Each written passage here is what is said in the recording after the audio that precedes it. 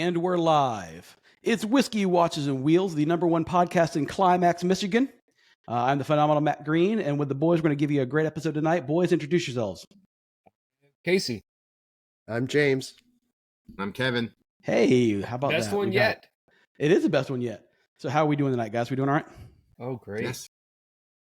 Cool. Everyone have a good week so far? Oh, yes. No, not at all. Not at all. Well, I have a story time for Matt. Yesterday, let me paint the picture for you. Yesterday morning, 5:45 in the morning, finished getting ready for work, head downstairs, and I'd laid out a pork loin overnight to thaw out. We were going to do pulled pork in the crock pot because we had a bunch of shit going on yesterday. And so I'm getting the whole thing ready, get the crock pot out, I get the whole thing going and everything, you know, and I go to pull out the sprayer to the side of the sink because I was going to rinse out the sink, and the sprayer came off in my hand. And I'm like, fuck. So the water wasn't on, just the sprayer. So I'm like, God damn it. So anyway, I put it to the side. I said, I'll deal with that later. So I go about finishing stuff and everything, you know, and then I go to turn on the water to rinse out the sink with just the thing. And I was immediately transported to Yellowstone National Park. And I had my own fucking what is it? Old Faithful in the kitchen, dude. Geyser. So I turned the water on, and that fucking water just went whoof, and it was like spouting up in the entire damn kitchen, everything, soaking everything, right? So then I quickly turned off the water, and so I'm like cursing and yelling and everything. Mind you, it's still 5:45 in the morning, so I'm got a mop. I'm trying to clean everything up. Stacey's like, "What the fuck's going on?" And then I'm thinking, okay, what am I going to do to fail safe this so the kids don't do the same thing? And so I don't even think about. Why would you do that? Right, exactly, right. I don't even think about. I'm sure there's a valve under the sink or whatever, for the sprayer. I don't know. I didn't even look at it. So I go out in my toolbox and I grab a damn electrical zip tie, and I take the damn hose and I just fucking fold it in half and I zip tie it closed. Like it cut off the resistance. So that was how my morning started yesterday morning. With water everywhere and a geyser in my kitchen. I'll occasionally tape the sprayer so that when my wife turns it on, she just gets it sprayed. Nice. But I think the surprise geyser might be better. Yeah, it was definitely a surprise. I didn't even think about it, that as soon as I turned the water on, that was going to sprout water everywhere. I see Casey thinking about how he can set that up. Yeah. That's exactly right. You got to keep them on their toes, Bought a new faucet today, and I got a plumber coming out Saturday morning or Friday morning to install it. So the kitchen floor needs to be mopped, and this is just an easy way to get that done. I know. Well, usually stupid shit like faucets and everything I just do myself, but kitchen faucets are a pain in the ass because you got to get under there. You got all the pipes, you got the garbage disposal, you have the undermount sink, and you got to get all the way behind the sink and all the way to the top. No, and Matt, that's a motion that you're probably familiar with there. But yes, the question is how much shit is actually under the sink? Oh, every cleaning product in the world, man. Yeah, we have anything that what was the guy? Not Ron Popeil, whatever, Mr. Clean or whatever. Anything he produces, we have under our sink. Yeah, it's magic eraser. That's all you really need. Yeah, no, it's 2024, man. It's the Scrub Daddy. Oh, Scrub Daddy. Sorry, I saw that on what's that show with Mark Cuban? Shark Tank. Shark Tank. Yeah, that's the Scrub Daddy came from Shark Tank. Yeah, now they're everywhere. Yeah, cornering the cleaning world. Yeah. So, gentlemen, do tell. You want to do our wristwatch check? Go for it. What's everyone rocking tonight? C-Dub. So tonight I haven't worn it in a bit, but the Time Sonar, which is my first nice Seiko purchase, the 7015-6010. I really like this watch.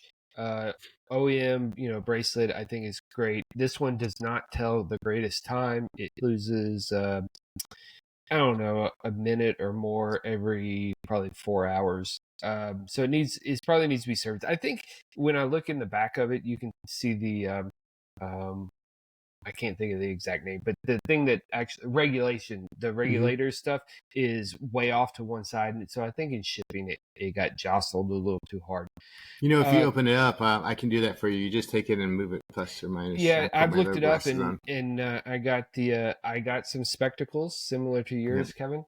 Nice. So I do plan on doing it. But Please post a photo. But of you do need with that you garb do on. need the machine to put your watch on there because you don't know if you're. So I've got there's a good app that does it pretty well, I think. Okay. And it at least tells me that it's off, a significant amount. And comparing it to the other watches that I have, it gives a very different beat error and time error. So I think I can get it at least closer than it is now. But it is a very good looking watch. I like it, and it is this week's choice. I've decided to only change them up weekly rather than daily. So this is this week's choice. So I fix mine pretty easily. If they're a little fast, I just pop this and go back 5 minutes and I'm spot on. That's all I do. Interesting. I don't have any spectacles or any kind of things I got to plug in to check the timing. I like precision. I like it to be accurate when I look down. I'm in the ballpark kind of guy. Yeah. Good or bad 5 minutes. We're fine. Yeah. Yep. All right. So go. You want to go, James, or you want me to go? No, go ahead. All right. So tonight I am using a new acquisition. It is a Seiko. Wait, what color is that? It's orange, right? Big surprise, right? Well, you're the one who sent me the link for this thing, so and I immediately bought it. So this is a Seiko 5 Sea Urchin. This is from 2010. And the model number is 7S36-03C0. The cool thing about this watch is that they were discontinued in 2021, so you'll never be able to buy another one again. So I snatched it up when my buddy James sent me the link, and it was a good price. And other than that, it's not a lot. I mean, it's a Seiko 5. It's got your all the normal things you would expect from a Seiko 5. 41 millimeter. I'm not a fan of the band they tossed on it. Obviously, it's not the original band. It's kind of plasticky, so I'll be changing the band out. I got to find one that I like. But that's pretty much it. Are you going to go with a NATO or are you going to go with go with a NATO? Yeah. And I like the look of this band. It's just kind of plasticky. So yeah, I'm kind of hurt by that because I think that's very similar to the band. Not exactly the imprint, but similar to the band that's on my Willard, and I kind of liked it. Now I'm double. Well, I like the style of the band, band, right? I'm not. It's very. Listen, nothing against the place I bought the watch, but you're buying the watch, you're not buying the band. So it's definitely a very inexpensive band, and it's literally feels like plastic. So it's not. Well, and that's some of the problem is because I know when I buy some watches, they don't have the correct band. Sometimes the damn band costs as much as the watch does. True. Yeah. Some of these bands are going for $400. So I learned that mistake a long time ago. And I'm fine with a NATO or even a rubber strap, but this thing it's literally it's very, very, very cheap. So rubber strap is not always a good thing. Yeah. Especially when they're on. Yeah. Well, typically I have the watches I have with the bracelet. I will typically replace those out. Just the comfort level with a NATO for me is where it's at. I don't mind bracelets. If it's an expensive watch, like I want to buy the NATO that kind of the James Bond NATO for my Omega. But they're like $250 if you get the Omega one. Now, if you get just a knockoff, it's not a big deal. But the actual, well, I know, but the actual Omega with the Omega on the clasp is literally like $250, and I'm like, no. I'm with Kevin on this. I really like the OE kind of bracelets. Every one I've purchased, I've tried to outside of the Willard have come on the OE bracelet. I really like that. I like that it's a complete kind of vintage package. Yeah, if I had a newer Omega, maybe it wouldn't be the same deal. But I love the bracelet on the Omega. It's very Jubilee-esque or whatever, and I don't mind even on my tag. But sometimes when you get a watch and it's expensive, you want to keep the bracelet looking well. That way, if you want to resell it, because there's some value there. So right, cool. All right, who's next? Let's see. I'll go here. So I am wearing my Omega Speedmaster. So in celebration of the new Speedmaster that just came out.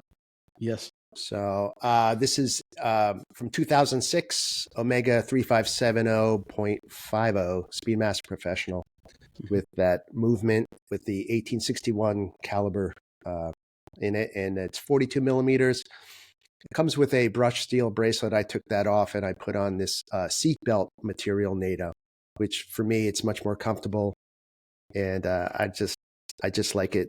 It just fits me better that way. So to each his own. I still can have I give you a it. I flip compliment, it back. James? Let me give you a compliment. We Only don't do James that in our here. group. We Only do James. not do that. James is the only one in our group that would have a fucking moon man in his office to take a photo. I mean, who the fuck owns a moon man that they can take a photo with? It looks like Neil. Yeah. Yeah. Well, I'll tell you what. I've had that a very long time. I picked that up when I was a kid, 1972. One of the machines that make them. You know, the wax machines. Wax machine. You find them at the zoo. You know. Yes. Exactly.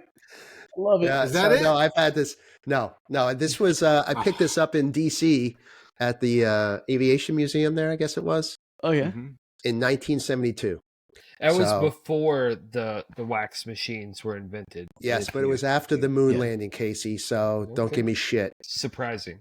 Well, the great thing is that they had the Wright brothers plane on display, but it was modern. It was current technology. I got my wings from the. Yeah. Let's see what I got here. Hold on, Kevin, you're up. Let's go. Okay, let me figure out how to do this here. Boomer It's been so time. long since he's done this. He's usually You got to figure it out camera. every time. Every day is the first day.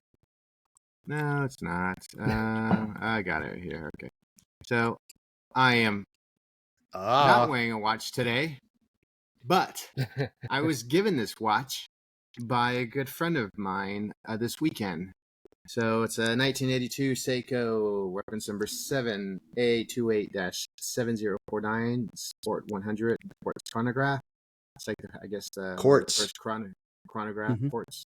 So he gave me this watch. Almost brought a tear to my eye. And it's such a cool watch. I'm going to restore the band because it's all original. I'm going to go ahead and put a nice finish back on it. And yeah, it was pretty cool. It fits perfect. I just have to take one little one of the classes Micro adjustment. One of those, and then it will fit perfect because it's a little bit too tight. But Chris gave it to me. I bought his car, so he was like, "Hey, I guess he's having a hard time seeing some of the numbers." So it made my day. It was super exciting. He knows them in Seikos and stuff, and another one of James. I guess proteges, right? Because he wasn't collecting Seikos until you, correct? Yeah, no, yeah. And it's a cool watch. It's lightweight. I showed that one a couple episodes back. A little bit different, but it's the same model. I like it a lot. You cannot deny the Speedmaster, look and feel of that thing. Absolutely, except for the weight. Correct. Yeah. That's super cool. Is this a Chris I know? Have I met this Chris? No, I don't think so. Okay. I don't think so.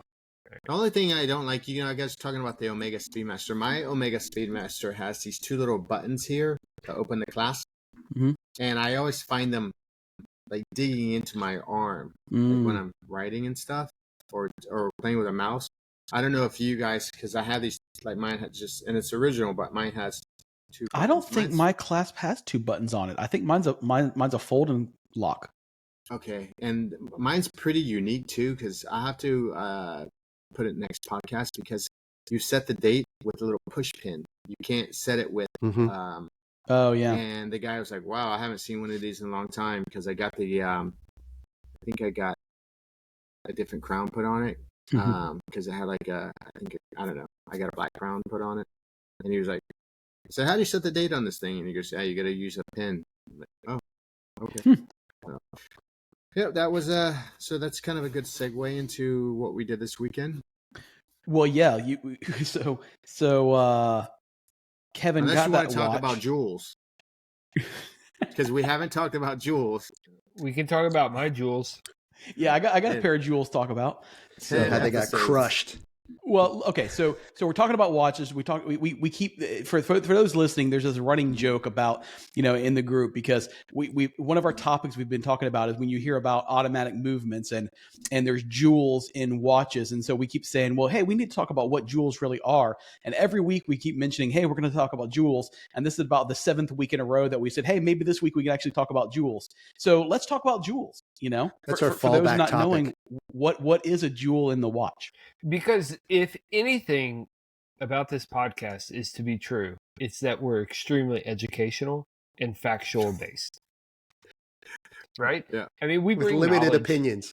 We bring knowledge to like the 20 people that listen. We're educating them. All right, So so what's what's a a jewel, Casey? A jewel in modern times is a synthetic ruby or sapphire that is used as the pivot point or the bearing for the gears within the watch. And why would you need that? Well, because, James, thank you for asking that very good question. You would need that so that you lessen the resistance on the center point of said gear so that the watches are more accurate. It lowers Nice. the friction. So what is typically considered a fully jeweled watch? What I've learned in my research that 17 jewels is considered fully jeweled, although you will often see 21, 24, etc. in a more quote-unquote high-end watch. Or you could go wild and in the most complicated watch of all time, there would be 292 jewels. Will those Wow. be synthetic or will those be actual gemstones at the 293 one? I don't know that answer specifically, but I'm guessing that it would be synthetic.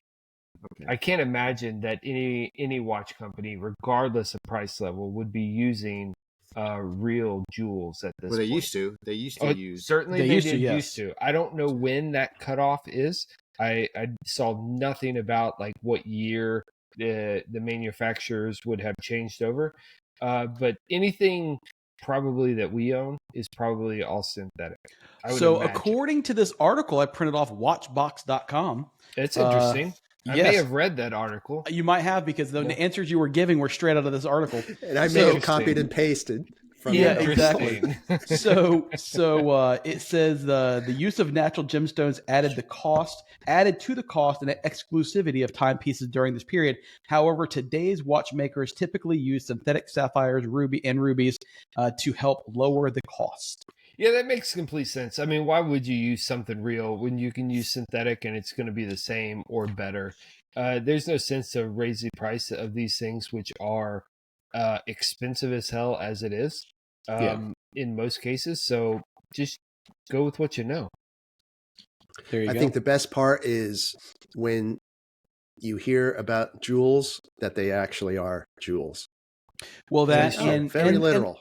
they're beautiful. I mean, when you look at a exhibition case back and you see the automatic movement and you see the little pieces of red and blue, I mean, it just adds an element. It's much better than just a little, friction point, or something to lubricate that. Gives a sense of pizzazz. And that was the 2-minute jewel. No, I can go further because I do have a thought is that none of the watches I own, the article references a lot of sapphire. I don't own a watch that has anything blue in it at all. I don't know if you all do. I do. Yeah. Do you? What models have? I have a Bulova automatic that all the jewels in it are blue. Interesting. And wonder your Patek is. I wonder if that is an aesthetic or if there is some superiority to sapphire over the ruby, either real or synthetic. I don't think that article certainly said anything. The hardness is the same of both of them. I think it's more just aesthetic than anything else. The particular Bulova that I have has a white face on it and with blue accents, so I think they just did it for design. Good. Yeah. So I think rubies are very cool. So the takeaway is jewels are the KY jelly of the watch world. They lubricate things. They keep them moving. I do On that enjoy note, that. On that note, all right. See, All we're right. educating people. We This are is educating good. people. This is So good. Amelia Island, three of us, Casey, went to Amelia over the weekend, this past weekend, and Kevin and James were there much longer than I was. I just went up for the one day. So let's get into it. Let's talk about it. What did we think? What was our takeaways? The weather sucked. Weather did suck. I will grant you that it was not fun. I thought it was pretty good. I think that there was a little bit different vibe this year. I think that the weather may have had something to do with it, but also some competition, maybe. Yeah, I'm gonna share some photos while we're talking about it, just so the people watching at home can see kind of what we're talking about as we're going. So this looks like this might have been from Friday from Works. So Nice. yeah, Friday we went to Works, and there was a good turnout there. Unfortunately, it wound up dumping rain. But we were hiding underneath the tent, the wedding tent. Yeah, absolutely.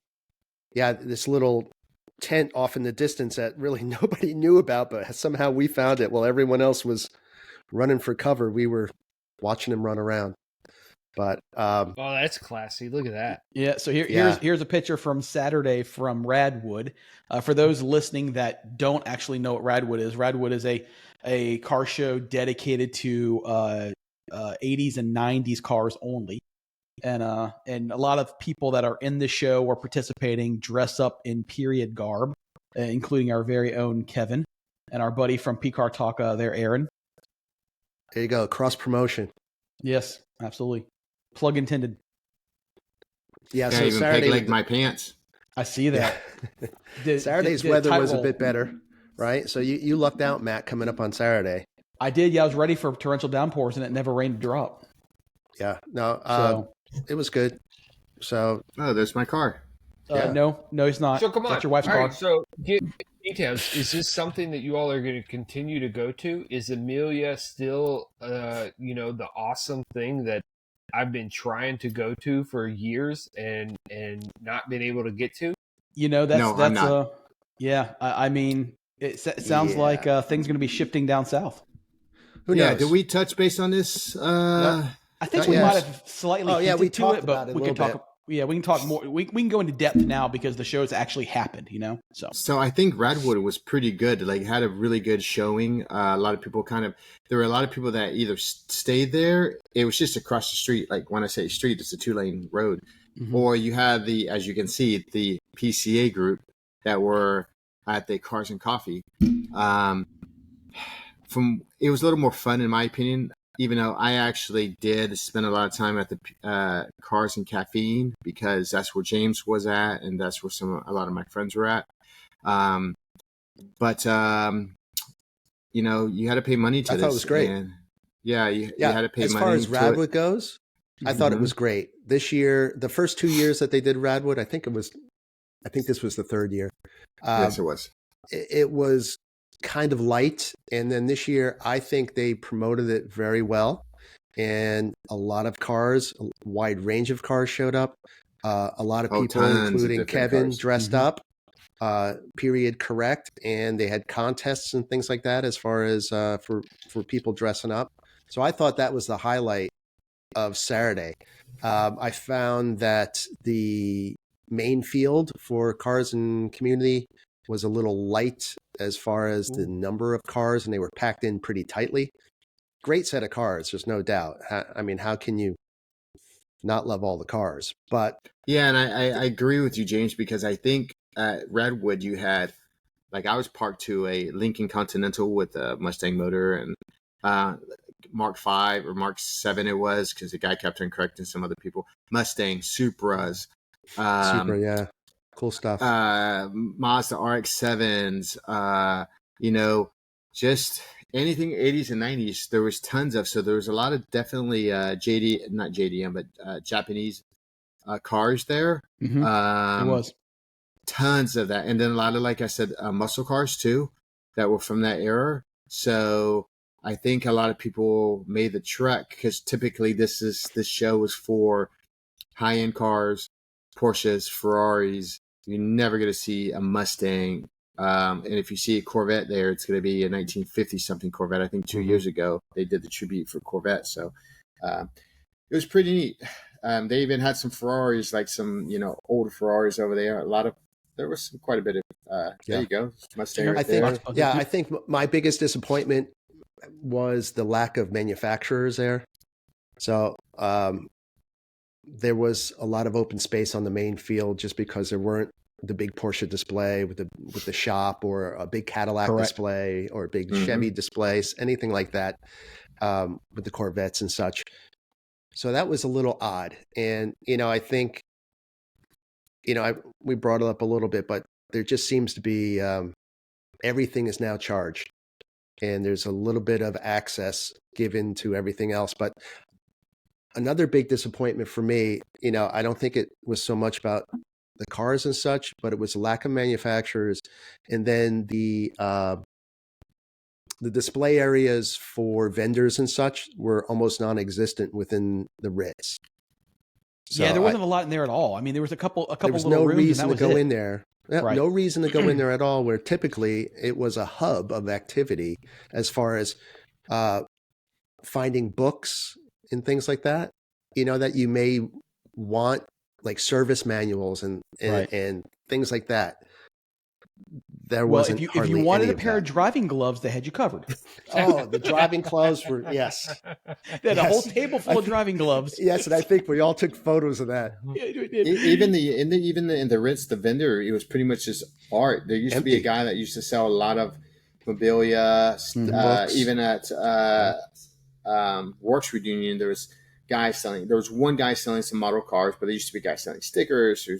They had Akrapovich was there, and Cobb, I think, was there, and Flat Six. That was it from Works Reunion. So a lot of our friends, they went to Miami because we have a big Miami crew, and a lot of them, I would do the same thing. Why make a 3-hour, I don't even know how many hours it is, 3, 4, 5 hour trek when they can go probably 45 minutes down the street. So we had one guy show up from the Miami guys, and he was, I think, the only one. He was up here for work, though. That wasn't specifically coming up here for the show. Right. Well, and let's talk about that for a minute. So, for those that don't know, and I didn't know either until our little group chat, and we started, the guys were telling me about it. So RM Sotheby's has always had a display at Amelia with their big auction and everything. And now that Haggerty bought the Amelia and they're buying up everything, they basically said, hey, you're not welcome any longer, because they also own Broad Arrow. So that's going to be the new auction of Amelia. So like, okay, so RM Sotheby's teamed up with John over at Curated, and they got together and basically are putting together a competing show on the same weekend where they have the RM Sotheby's show or auction, and then they're calling it Moda Miami, and basically it's just another Amelia Island but in Miami, But like we were talking about, and I noticed this on the main field. So, and I agree, Radwood was significantly bigger this year, in my opinion, than it was in years past. But the main field was missing all of the high-end stuff that was at Moda would have been at Amelia, but it wasn't. So there was very few supercars or anything like that on the field, which last year there was a ton. So I think a lot of those guys, went more down south. And that's where their collection is. Most of those cars come from Miami. Right. A lot of them do, especially the Ferraris, and a lot of the high-end Porsches.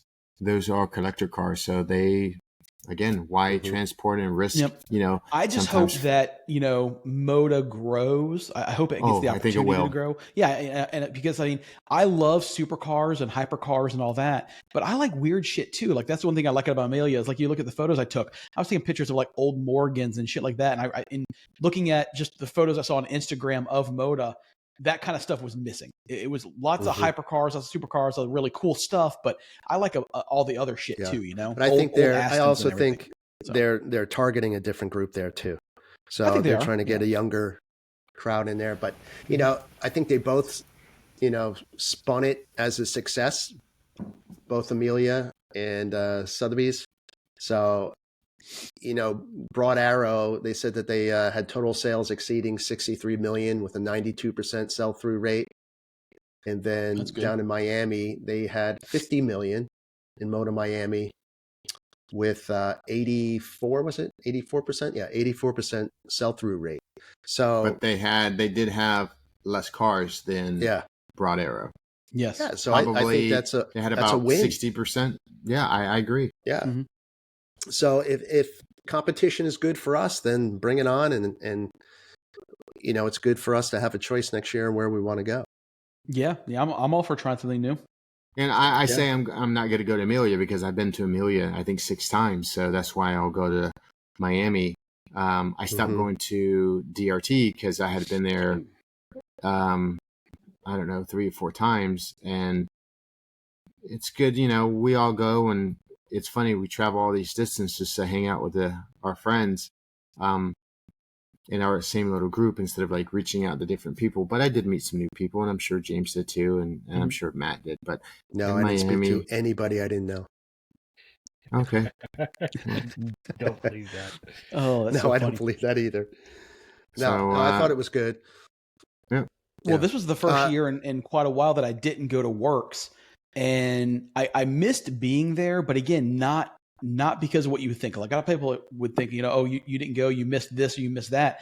I don't care any about that. I'm looking at Instagram and I'm like, oh man, so-and-so's there and so-and-so's there. And, you get to see these people, a lot of people you get to see once a year, and so I miss the people interaction more than I do the cars. I mean, it's the same cars every year. So I thought it was really interesting that at Works, the corral, the Porsche corral there for the parking, I had a blast there meeting a bunch of new people that had their cars. So you could talk about their cars. I ran into a car and I'm looking at this thing. And I'm like, oh, wow, it has the old Magnus Walker wheels on there. And then I was like, wait, that's a Magnus color scheme. And then, oh, wait, that's a Magnus car.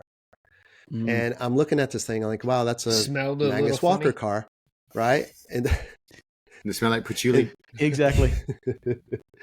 And then a newer 911 pulled up and they started yelling. It's like, hey, this is my buddy's car. And the owner got out of the car and I sat there for a half an hour talking to him about his car and how he obtained it and all of that stuff. Let it be known that I'd love to meet Magnus. I mean, I would tell him he probably needs a haircut. But yeah. Hey, one other thing that I noticed this year too is that the car celebrities were not there. Really? So, okay. Magnus wasn't there. I didn't see. Where Magnus was? He was in Miami. Oh, yeah. Interesting. Signing books. Yeah. Yeah. And, the typical people that you would see at Amelia, they were not there this year. So who knows? And maybe it's not the place to be. Last year it rained, and this year it rained, and there's been other times this rained, so I don't know. That's just, but the good news. Well, no, I was going to say, so Moda's not going to put Amelia out of business. There's going to be enough people to go to both. People are still always going to flock to Amelia 100%. Because Amelia's Amelia. Amelia has the PCA behind it because they're doing Works there. So, from our side of things with the Porsche crowd, there's going to always be a ton of people flocking there. But it's good to have, competition is good and variety is good. So it'll be good to have something else that we can go to when you get, especially, for like Kevin and I, who's in Central Florida, or he's in, South Florida. But, it's for me, it's 3 hours to Amelia or 4 hours to Miami. It's flip a coin. It's not a big deal. I keep telling my wife the same thing. She doesn't agree, but yeah.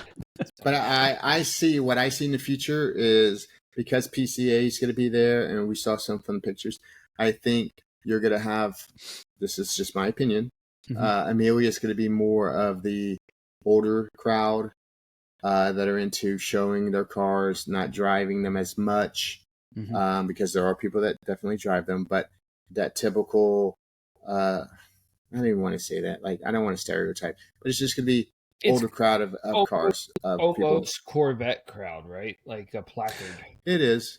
No, the I placard think crowd. I think a better comparison would be Amelia is more of a Pebble Beach, right? There you go. And I would think that that's fine. Miami Yeah. is just trying to do something a little bit more fresh and inject a new energy into this whole concept. So I'm looking forward to seeing what they do next year. For me, and for Dave over at Sonda Works, Amelia is easy. It's 5 hours door to door for us. We can't get to Miami, in a single day. Yeah. So that's to ship. Yeah, that's he took 2 cars down this year, and it's just tough to get to Miami that way. And he brought back 3. True. And he brought back 3. I'd like to see, if all possible, and I know this is just a pipe dream, it would probably never happen, but so right now there's a massive Porsche show on the West Coast called Unstock. And basically it's a Porsche show for modified Porsches. It's not, whereas, typically most Porsche, shows are for, the more stock it is, the more points you get. And this is a show typically for, modified Porsches. They're that's what they want. What we all drive is what they're looking for. And so it would be really cool to see something like that put in down at Moda, in conjunction, like, whereas Amelia has Radwood and Works, something like Unstock down at Moda, because again, that, like Kevin said, it's more of a driver's crowd down there. So, I think there will be 100% because most of the people that we know that go there have outlaws, have back dates. A lot of people do. So I definitely think that's going to happen. Whereas, like you said, James and Matt, stock, that's what's driven by that. It's PCA. I mean, there was a car that won. It was all stock. Most of the cars that win at Works Reunion are 100% stock. PTS, 100% stock. I don't know. That's just not my cup of tea. Well, and I think Unstock is actually put on by the PCA as well, but right now they only do it in California. It would be cool for them to at least put something over on the East Coast. Yeah, and I think that has to do with the chapters, right? Probably so. Probably. Yeah, no, I being a guy who follows the modified stuff as much as I can, really, like y'all. I didn't know that existed. I mean, honestly, I haven't heard of that, and I follow the Red List and the Porsche forums, and what. It's a really cool show. They do it every year. So I mean, it's only I think they'll be doing it for about 3 years now. So it's a fairly new show, but it is a really cool show. Yeah, that's a bummer. I didn't know about that because that's something good to go. Well, one of the things would be a great opportunity is that you just do 1 year on, 1 year off. You go to Amelia 1 year and you keep it fresh and go to Miami the next year and come back to Miami the year after. So, and hopefully we get to see both of them improve because of the competition. Yeah, absolutely. Cool. Absolutely. Hopefully Moda doesn't do, and I listen, everything revolves around money. At some point in time, they things will start costing more as they continue to grow and expand. But, to your point about Amelia, 3-4 years ago, it was like $30 to get into the main show. Actually, for a long time, it was free to get into Cars and Community. And now, it costs me $110. Yeah, it cost me $110 for me and my wife to get in. So it's $55 a person. So yeah, I know that we talked about this a little bit. I don't want to harp on it, but in the past, everything was free except for the concourse on Sunday. That's no longer the case. So, but here's, you want to be a real fucking baller. You drive one car to Amelia and then you drive another car home. So I can't Kevin, do that. how's that? I can't do that either. But there's only one person in our group that I can say can do that, and that's Mr. Kevin over there. Kevin, yes. you alluded that your buddy Chris gave you a watch. Why did he give you a watch? Because you bought what? I bought his car. There you go. From previous podcast, I semi-restored a 1980 Wyzock.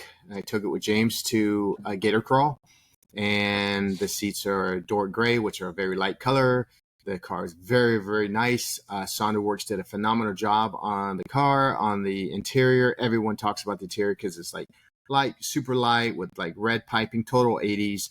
And I don't know how many people asked me what color it was. It's just black metallic, but it looks like it's like brownish, grayish, but I digress. So when I went to Gator Crawl, right in behind James. I actually had to back down a little bit because I was just hearing chips and I looked at my car. I'm like, oh my goodness. Yeah, that was me just pulling away, buddy. Paint chips. Yep.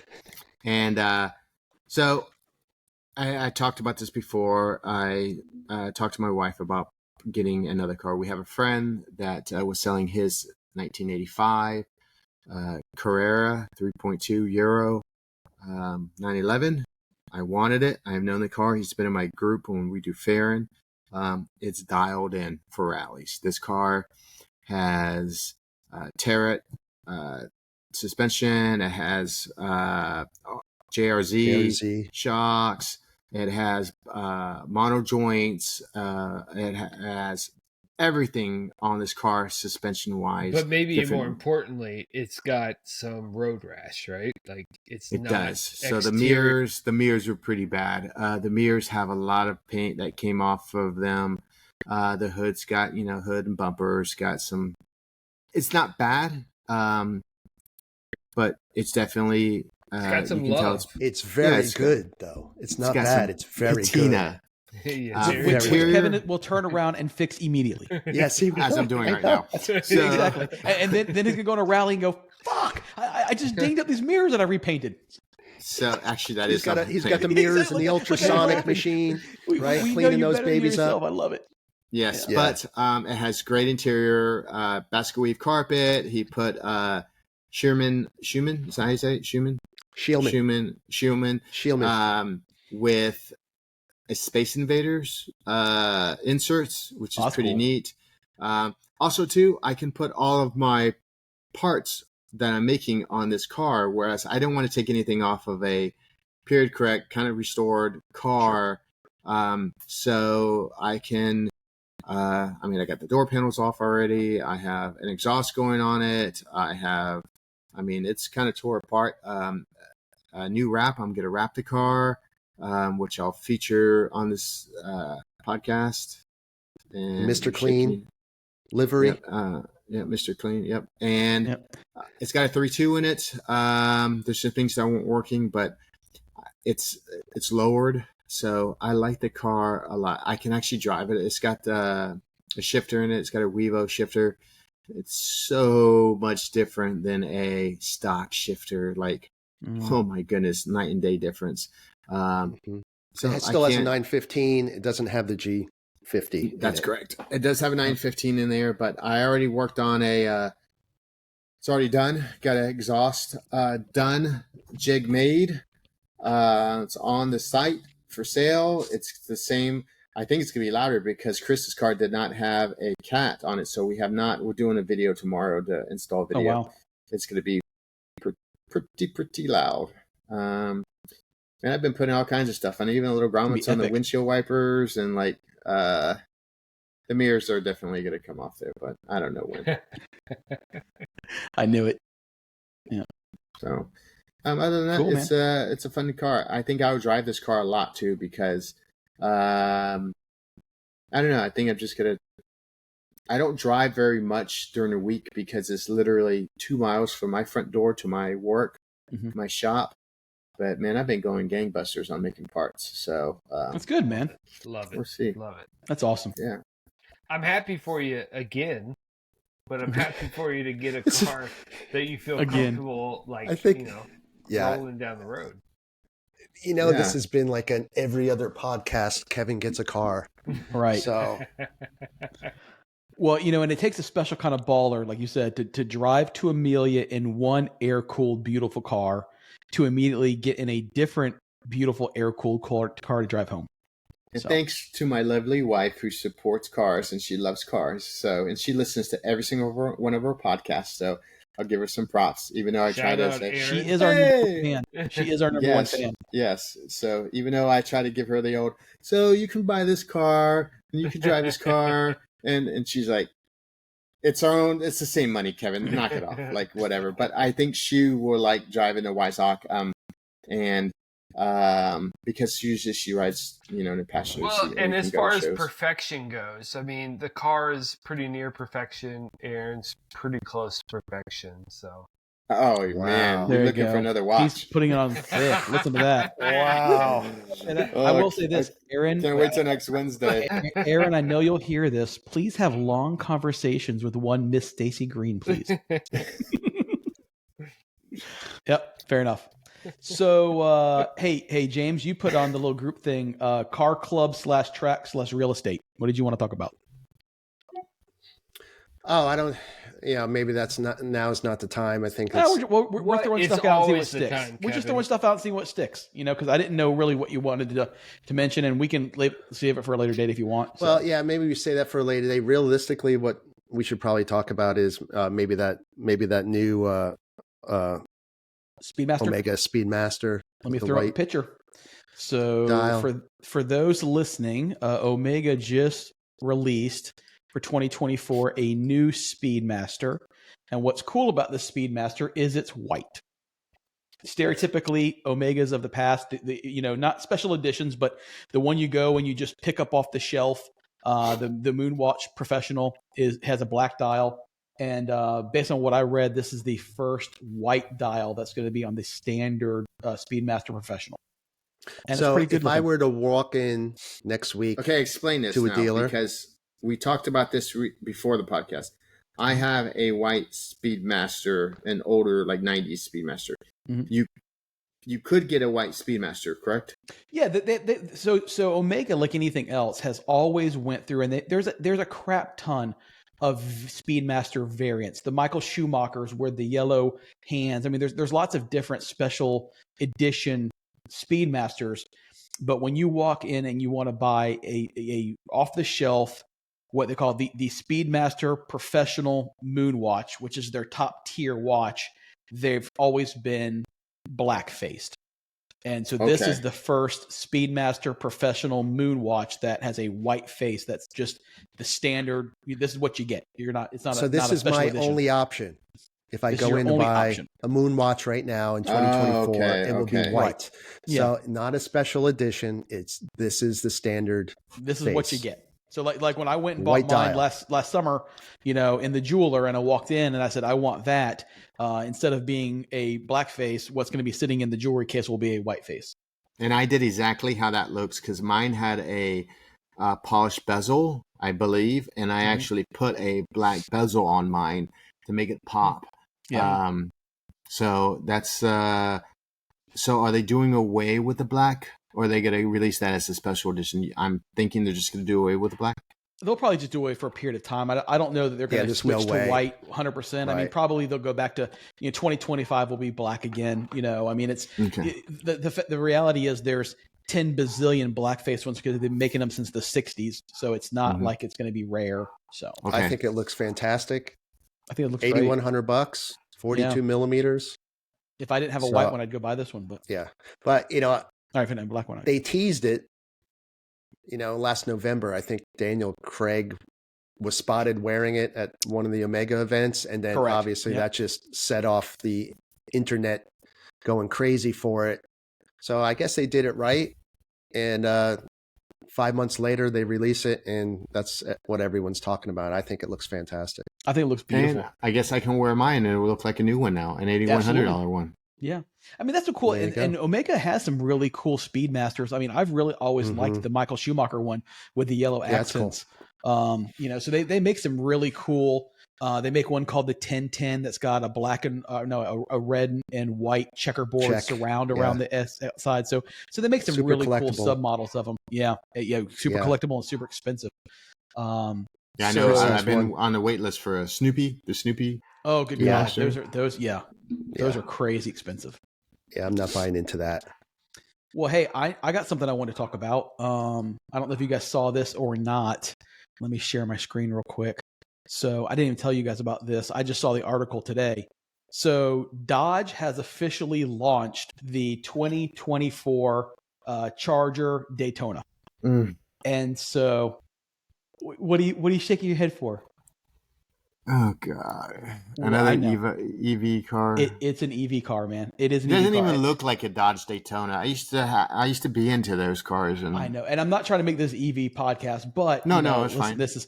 This is what Now I will give him some kudos, man, because even though it's an EV car, I mean, typically, like you look at all the wheels on an EV vehicle and they're rubber or they got hubcaps. I mean, this looks like for all intents and purposes, it looks like a regular car. It doesn't That's a look heavy like car. anything. I mean, Dude, 6,000 pounds. It's They all insane. are. Yeah, it's 5,800 pounds. Fucking stupid. Imagine stopping a 6,000 pound car. Yeah. But it was a heavy car in an ice vehicle. Oh my goodness. Let that sink in. 6,000 pounds. Hey, I wonder if we can write this off on Texas now since it's 6,000 pounds. Well, no, because it's 5,800. I rounded up. So, but here's some photos that I pulled off. I stole off of Motor Trend. Thank you, Motor Trend. I'll give you photo support. I think I sent you all an article about how these EVs were being noted as not overall more beneficial if you're into this sort of thing for the environment because of the weight causes more tire wear, and that tire wear actually equates to more carbon deposits than the actual production of the vehicle. So here's what I found cool about this while I was doing the research today. We didn't care about that, huh? So 2024 Dodge Charger EV, going to be called the Daytona, obviously. It's going to come in a 2-door and 4-door variant, although the 4-door variant will not be released until sometime mid next year. And so the EV Charger is going to get a 400-volt electrical architecture. Except for their highest tier, the highest trim, which they're going to call the Banshee. They're not going to call it the Hellcat? No, going to be called the Banshee, and it's going to get an 800-volt architecture. So the 400-volt is going to be good for 456 horsepower in the RT version. And then they're going to be able to bump up that 400-volt in the Scat Pack to 630 horsepower. So it's going to give so 0 to 60 is going to be 3.3 seconds. Yep, 3.3 seconds on a 6,000 pound vehicle. What's battery life? Because that's what really we need to talk about. So they're talking about 280 in the 280 miles in the 400. Not with how these are driven. No way. There's no way. Well, exactly. You're going to get 60 miles and you're going to turn around and hope you can limp home. But here they should call this basically the Dave Matthews pack. Right. Because it's Scat Pack, so it's shit pack. And it's just not good. Here's what I found fascinating. All right. So if you think back to SEMA when they released this thing a year and a half ago, or showed the original one and all that, hey, gas engines are dead. Dodge, they're pulling out. It's going to be all EV and all that. Well, announced with the announcement today, in addition to the electric motors, in 2025 they will be releasing the Charger 6-packs. Which the same cars will be equipped with either a 420 horsepower, 3-liter inline twin turbo 6-cylinder, or a 550 horsepower high output version of the same 3-liter inline 6 twin turbo. So will it have the same look, or will it be modified? Okay. No, exact same car. The only difference is instead of being an electrical architecture, it'll have gas powered motors. No, because I don't think you can make an electric car without it looking electric. Right. And here's the other problem I see. I don't know if you guys have ever owned a Dodge, but I have. Fortunately, that's my company. They're notorious for electrical problems. Notorious for them. I've said it before. I'll say it again. I love my company. They've done me well. Thank you very much for everything you've given me. And as part of our package, we're given a vehicle, but it's all FCA stuff. So we have our choice between a Grand Cherokee or a Durango or a Dodge Ram. I take a Dodge Ram on my second Ram. So I do have a lot of experience with Dodge vehicles. And you're not wrong, Kevin. Do you concur? It's tons of radio doesn't work. Lights don't work. I mean, you probably don't have it too much because you're getting a new car probably every 2-3 years. Whereas it's every 44 months or whatever. So yeah. I mean, and man, I know, Casey, you're just waiting to chime in, aren't you? Listen, I've said my piece about these pieces of shit. And, the Dodge, just in general, I don't know that there's any Dodge within the last, 40 years that I would actually own. But this one... Dodge Dart? Ooh, that'd be close. Yeah. That'd be close. 40 years? I don't know. I had the when Lee Iacocca, I had a little CSX. No, I had a CSX, Carroll Shelby. What was and the Daytona was cool. Yep. The Dodge Neon, it may have been the dark. There you It go. was like Dude, the SRT4 was fast as shit. Yeah, Viper? like, maybe, but that I would probably take the oldest one available, the one that's a pure the Widowmaker with no airbags, no ABS, no nothing. Yeah. But yeah, the Viper, but that that's a no holds barred vehicle for them to produce, right? Like that's where they're like, all right, guys, we're gonna turn our head and you all do something, and we're gonna ignore whatever you do. But anything mainstream is just it's not something I would ever buy, and not something I would ever spend money on. Just like James, in general, used market, new market, it's just not something I would spend money on. Didn't Dave rent a Jeep Cherokee, the new one, and it was kind of like, like the headroom or something Monterey? like that? Yeah. Grand Wagoneer. Yeah, the Grand Wagoneer. So that's monstrous, and it had a fridge. I'm down. Yeah, that's their premier SUV, is it not? Right? Like, it wasn't bad at all. Yeah, I know it's probably going to be. It'll be replaced because the Durango's going away, so that's probably going to be their large size SUV because the Durango's gone after this year, supposedly. Mm-hmm. Oh, so the Trackhawk is a pretty cool car. My friend has one of those. Yeah, all right, sounds good. So, but still, it's a Jeep Cherokee with a big fucking engine in it. Yeah. And I will take a used 957 Cayenne Turbo, which I own, so I'm biased. But I'll take a 957 Turbo over that any day. Because, really, you would? Yeah, absolutely, yeah.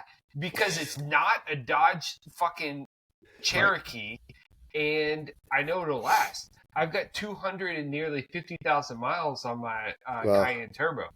You show me a Trackhawk that's got that many miles. Granted, it probably has 200 horsepower more. Mine's 600 with a tune. So, those things are wild in what horsepower they can get out.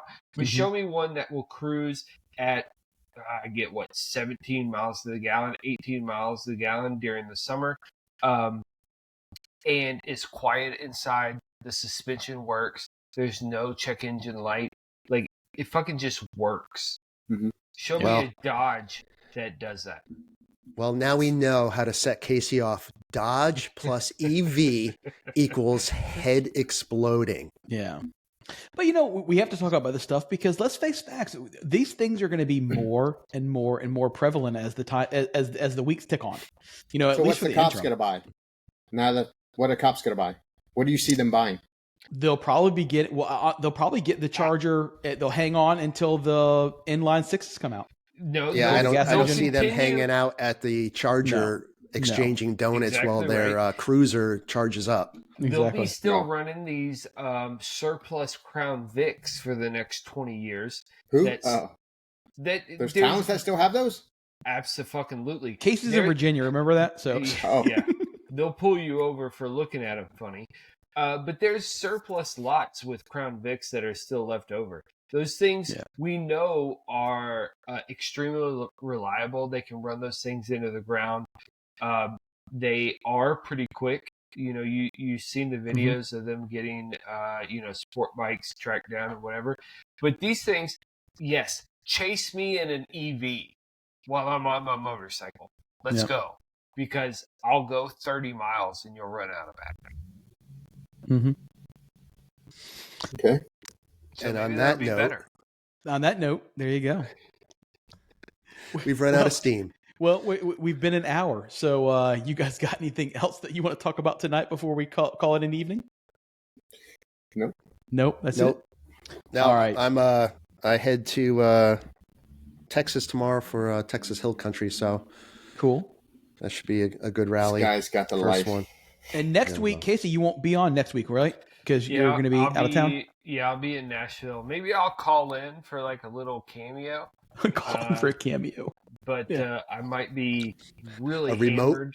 Yeah, I might be really hammered and at a basketball game. But enjoy your time off, man. Don't worry about it. Me, James, and Kevin got it covered. I think I want to call in. Yeah. Give me some EV topic. Give me TV. No, we want to talk shit about you next week. Yeah. Fine, I'll be gone. Fuck you. All right. For those listening, thank you very much. You know the drill. Whiskey Watches and Wheels everywhere. Instagram. For those new Instagram followers, thank you very much. We almost doubled our Instagram reach in the last couple weeks. So thank you very much. Keep subscribing. Keep checking us out. YouTube, Whiskey Watches and Wheels, websites, Whiskey Watches and Wheels, Whiskey Watches and Wheels, everything. If you want to send us an email, you got an idea or something you want to talk about, contact at whiskeywatchesandwheels.com. And guys, that's an evening, and we will catch you guys on the flip flop. All right. Good night. Bye. Good night.